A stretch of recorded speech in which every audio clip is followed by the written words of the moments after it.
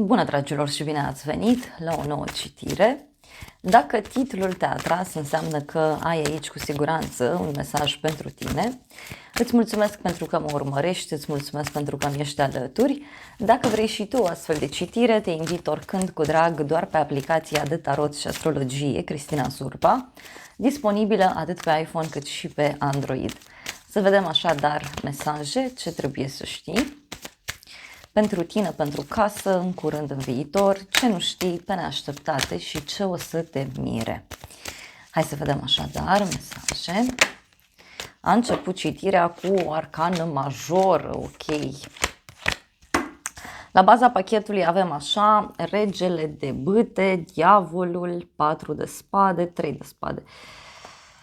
O persoană aici tristă, da? E cineva care suferă, o persoană care trece printr-o furtună a vieții sale, cineva care are niște regrete, da? Parcă e cineva care consideră că e într-o perioadă în care pur și simplu vrea să se odihnească, nu vrea să mai audă de nimeni și de nimic, pentru că văd aici, uite, că e cineva care a conștientizat un compromis sau cineva care a conștientizat toxicitatea dintr-o relație. Poate să fie și o persoană care a aflat că a fost mințită, manipulată, sau poate e cineva căruia nu-i mai merg, da, aceste manipulări, aceste trădări. La bază, în schimb, avem regele de bâte, o legătură cu o zodie de foc, leu, berbec, săgetător. Ce văd eu aici e acea energie cum că lupul își schimbă părul, dar năravul ba. Adică persoana aceasta, în ciuda faptului că suferă în acest moment, văd că tot e dispus să convingă pe cineva de un anumit lucru, să acționeze într-un anumit mod. Poate să fie și o perioadă în care, în general, energiile masculine din viața ta au un rol foarte, foarte important. Uite, tot pentru tine avem împăratul, o legătură cu zodia berbec, pentru unii. Ești într-un moment în care ai niște reguli foarte bine puse la punct, știi foarte bine ce-ți dorești, știi foarte bine cum anume să acționezi. Împăratul ăsta poate să vorbească și despre o perioadă în care ai de luat decizii importante pentru sufletul tău. Tot împăratul poate să însemne și o persoană care te poate influența, deci parcă e cineva aici care îngrădește libertate. Hai să vedem totuși ce-i cu împăratul ăsta aici. Da, dacă ești bărbat, ești într-o energie bună, ești foarte sigur pe tine, dar dacă ești femeie, te simți cumva într-o energie puțin mai masculină.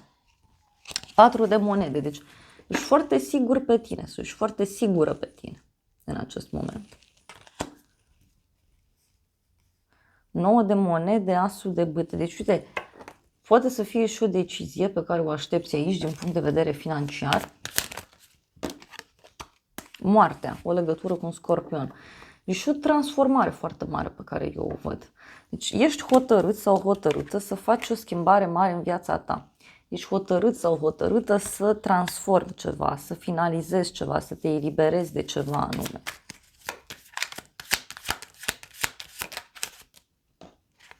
Șase de bâte pentru tine.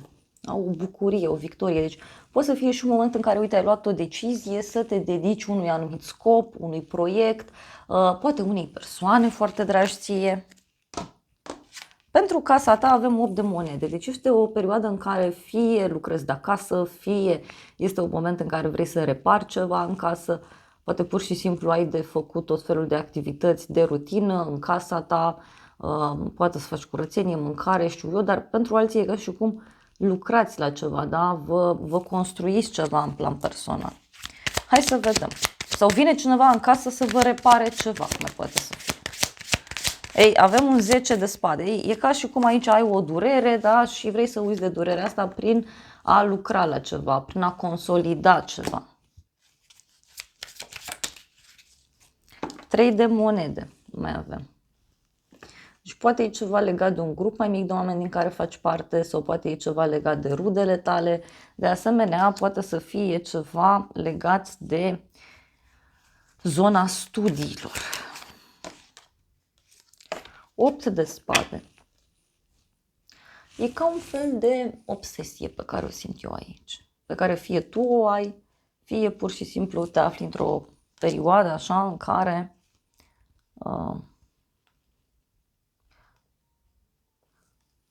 parcă vrei să lași ceva imatur în urma ta. Dar tot îmi apare împăratul ăsta și cu 3 de spade, adică discutăm despre o durere, da? E ca și cum îți impui să ai anumite reguli, îți impui să faci un anumit lucru. În curând 10 de monede, o veste bună care are legătură cu banii, poate să fie și faptul că în curând intri în contact cu un grup de oameni, poate să fie un grup restrâns, poate pentru alții discutăm și despre o ședință la care participi, o întâlnire cu niște prieteni, un mesaj care se dă undeva pe un grup din care tu faci parte. Hai să vedem în curând.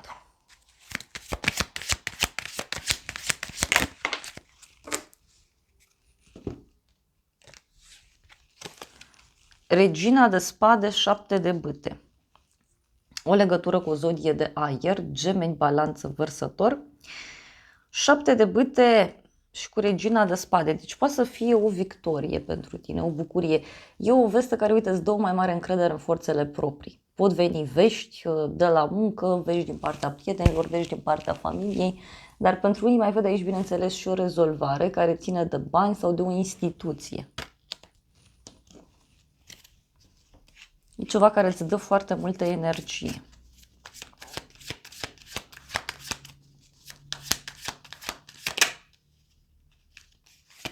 Lumea. O eliberare. Un succes. Te simți în largul tău, te simți eliberat sau eliberat. În viitor avem aici regina de spade, din nou o legătură cu zodii de aer, Gemeni, Balanță, Vărsător. În viitor văd aici o legătură cu o femeie mai rece, este o femeie foarte rațională, dar o femeie foarte calculată, poate să fie o persoană cu limba ascuțită, adică o persoană care spune niște vorbe așa mai dure, dar poate să însemne, bineînțeles, și un moment în care te poziționezi undeva sus și vezi lucrurile mult mai clar în jurul tău. Hai să vedem în continuare. Ce e cu regina de spade? Avem steaua care reprezintă un vis care devine realitate, o speranță, o promisiune. E ca și cum se luminează calea ta în viitorul apropiat. Se rezolvă o problemă, uite, pe care ai avut-o la muncă sau o problemă poate chiar legată de un proiect ceva. Cavalerul de spade, deci e o deblocare bruscă. Un drum rapid pe care l-ai de făcut undeva. Dar uite, e o veste bună pe care eu o văd. Judecată, deci te revezi cu niște oameni dragi ție.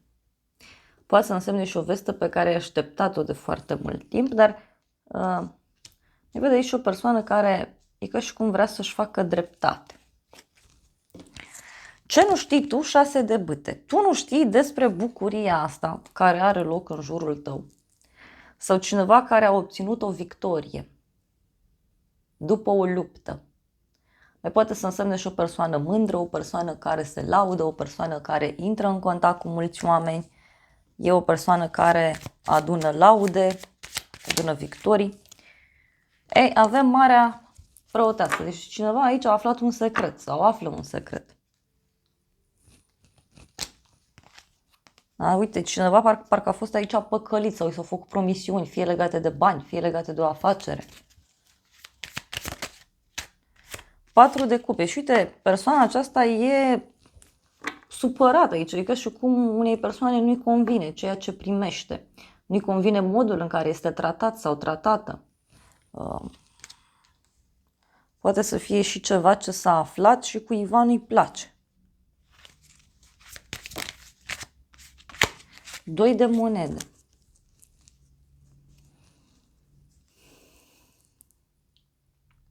Mai vede aici o persoană care negociază foarte bine sau o persoană care e prinsă între două extreme, două situații diferite.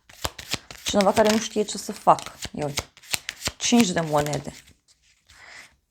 Poate să fie o persoană cu probleme fie financiare, fie probleme de sănătate. Este o persoană care pur și simplu se simte pierdută aici. Dar e cineva care credea că e în putere, cineva care credea că deține controlul. O Persoană care credea că a câștigat ceva. Mai văd aici legătură cu zodii de pământ. Taur, Fecioară, Capricorn. Dar pentru unii eu cred că are legătură și cu banii, da? Cu sfera financiară.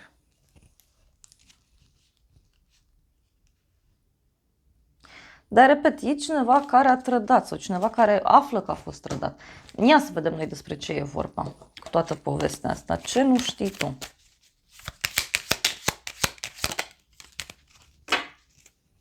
Un hoț, da? Cineva care e trădat în continuare.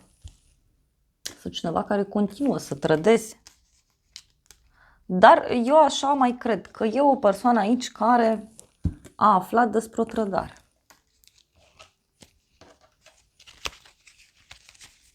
Mai vreau o carte. Ei, avem așa, casa, boala și surpriză. Deci fie e vorba de o problemă de sănătate a cuiva,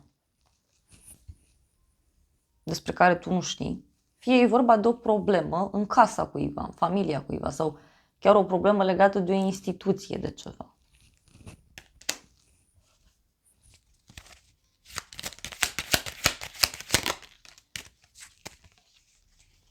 Și uite, are legătură cu un cuplu.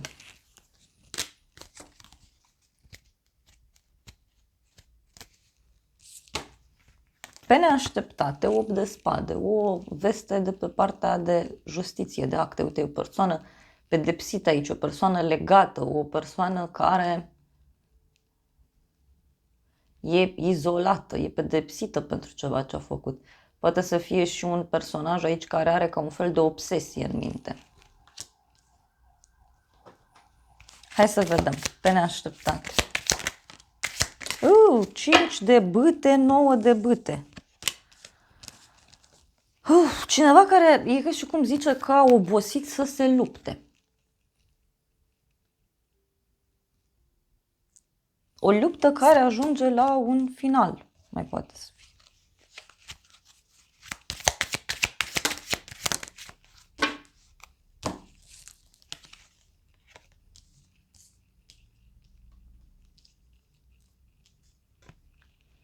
Asul de cupe, 6 de spade, o veste bună. Poate să fie cineva care vine cu gânduri de împăcare către tine sau cineva care îți propune ceva anume.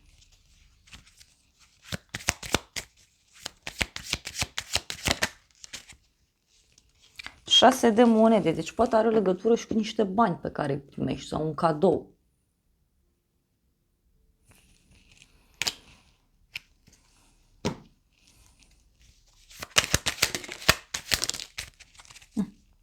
Pe neașteptate avem o veste care ține de dragoste și de bani. Sau o veste care ține de o pasiune mare pe care tu o ai. Mai poate să însemne și o veste care, bineînțeles, are legătură și cu probleme legate de încredere. Uite, avem fidelitatea și drumul. Deci, pe neașteptate, uite, e cineva aici care e temător, e agitat, e obsedat de ceva și parcă omul ăsta vrea să vină către tine. Îți propune prietenie, dar poate să fie doar la nivel de prietenie. Deci nu vă gândiți neapărat la dragoste. Na. Da, persoana asta îți pare că trece prin niște complicații. Ce o să te mire în toată povestea asta e regele de spade, o persoană mai dușmănoasă, poate este un dușman ascuns sau poate să însemne și o persoană cu uniformă, cineva care are planuri, strategii foarte bine puse la punct și bineînțeles că tot regele de spade aici poate să însemne și o eliberare. Împărăteasa, regele de monede, o legătură cu zodii de pământ, Taur, Fecioară, Capricorn, dar mai văd aici și zodia Balanță. Deci poate surpriza are legătură cu niște planuri pe care cineva le are, în legătură cu un proiect, în legătură cu banii, în legătură cu ideea de stabilitate materială. Mai vreau o carte. Din nou a ieșit regele de spade. Poate să fie și un personaj care are niște planuri așa de mult timp și pe care abia acum le pune în practică. La 4 de bâte. Poate să însemne o victorie foarte mare.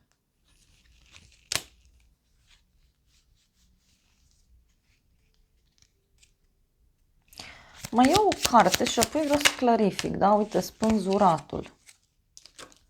Poate fi o persoană care e gata să pedepsească, da? Fie un cuplu, fie o manipulare pe care persoana aceasta a primit-o. Hai să vedem ce o să te mir.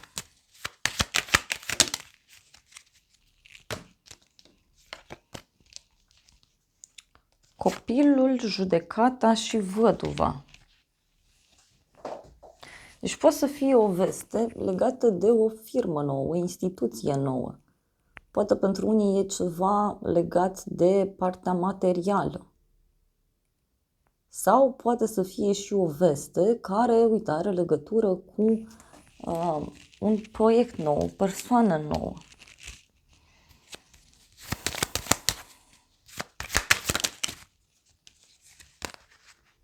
Cineva care, uite, are gânduri de căsătorie sau cineva care are gânduri în legătură cu o relație stabilă, cu o relație serioasă. Dar avem și moartea, deci e cineva aici tare dispus să facă niște schimbări în viața sa. Hai să vedem ce zice oracolul ăsta. În primul rând, ce nu știi tu aici cu trădarea asta? Ei, cineva a fost trădat sau e trădat, da, pe partea de prosperitate și abundență. Deci poate cineva a fost furat. Sau poate cineva își dă seama că în loc să se simtă bine, în loc să trăiască în momentul, își dă seama că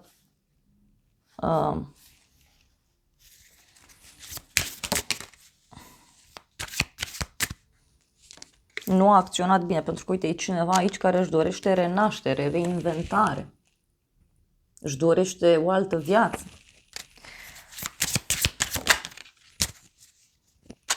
Și parcă persoana asta are nevoie de alinare. Totuși, omul ăsta ar vrea să-ți mulțumească, da? Pentru faptul că i-ai deschis mintea. Hai să vedem, pe neașteptate.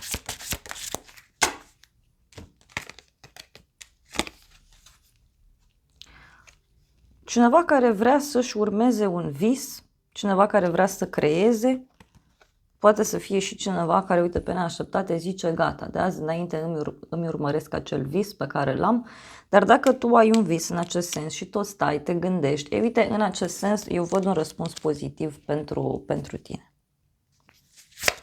Hai să vedem ce o să te miri, da? Despre ce e vorba. E vorba și de o transformare.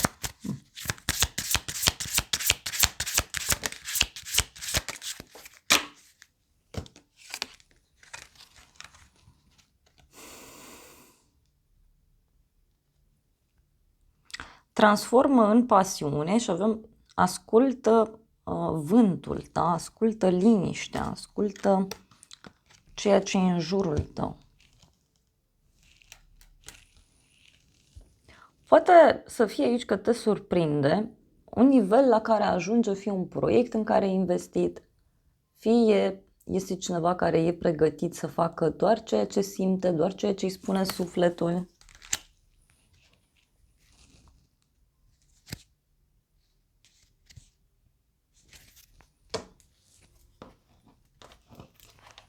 Hai să vedem ce zice și tarotul meu.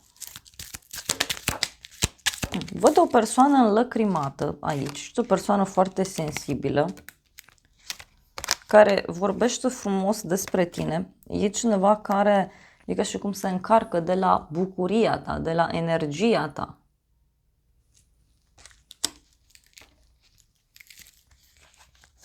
Și ce văd eu aici pentru tine? Uite, avem așa, bani mulți, tranziție, schimbare, o companie plăcută, cu veste bună și cu un noroc mare, un cadou. Eu cred că surpriza aici are legătură cu un cadou mare, o propunere mare pe care o primești. Uite, sunt niște piedici, niște obstacole. Și avem căsătorie, relație. Mai poate să fie și că se separ două drumuri, o colaborare se închide, mai poate să fie.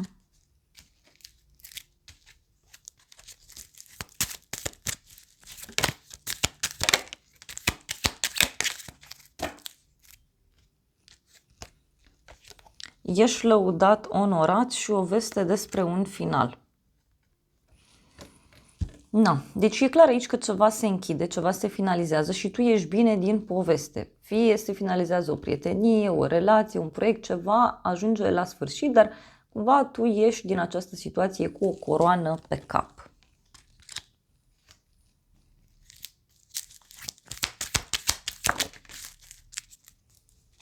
Am întrebat totuși ce o să te mire și avem tranziție, schimbare și o companie plăcută. Deci poate să fie și o schimbare de direcție aici. Cineva care se schimbă radical.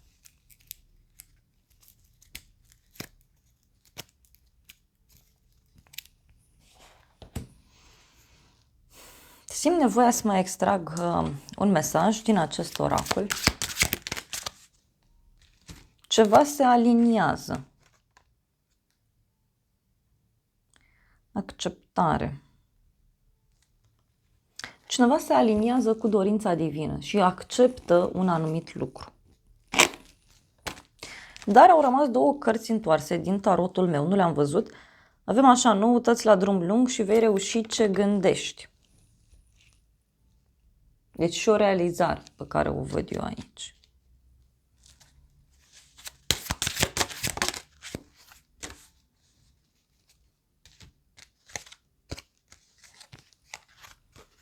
Miracol. Deci e un miracol aici, ceva legat de o femeie, ceva legat de feminitatea ta, de stabilitatea ta. Și din nou avem ideea de abundență, bani.